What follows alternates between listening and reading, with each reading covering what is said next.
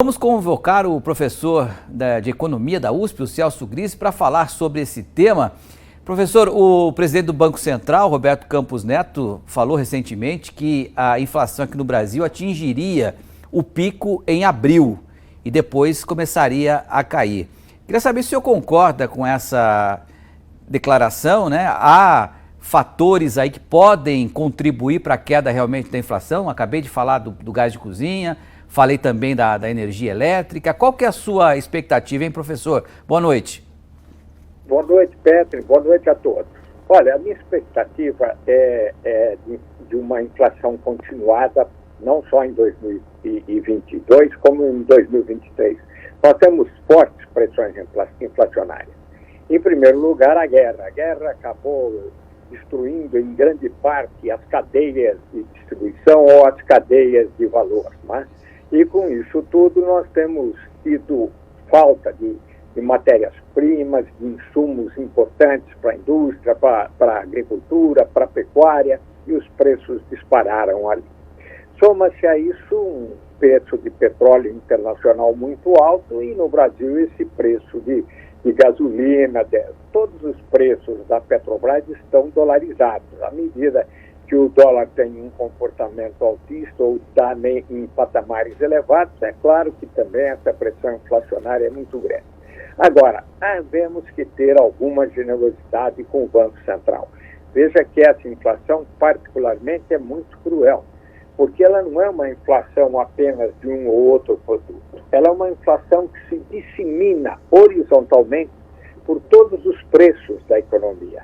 Você veja quanto cresceu o preço de transporte e depois, com esses custos todos crescendo de insumo, quanto cresceu o preço dos alimentos, sobretudo os alimentos frescos.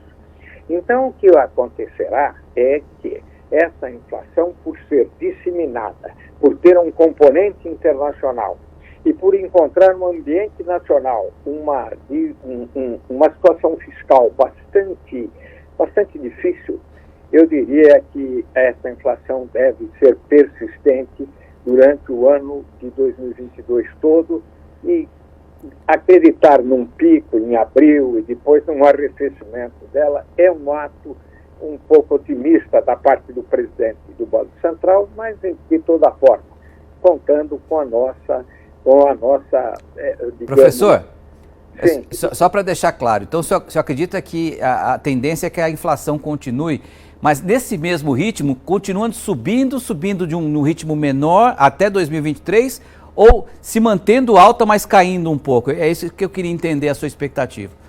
Sim. Com a pressão internacional, a inflação americana é muito forte, a inflação na zona do euro muito forte, nós estamos com escassez de matéria-prima e insumos. Eu acredito numa inflação persistente, talvez crescendo um pouco mais lentamente até o final do ano, mas crescendo sempre de uma maneira forte, Petri. Eu não acredito que a gente possa ter uma inflação baixa nesse ano. Eu acredito numa inflação mais alta e, com isso, a Selic subindo até, digamos, 13%. O problema é que o Banco Central, só com política monetária, não tem força para controlar toda a pressão inflacionária. Você precisaria ter uma ajuda da política fiscal, o que parece não acontecer em ano eleitoral. Perfeito. Celso Gris, obrigado pela sua análise, um ótimo final de semana. Até uma próxima.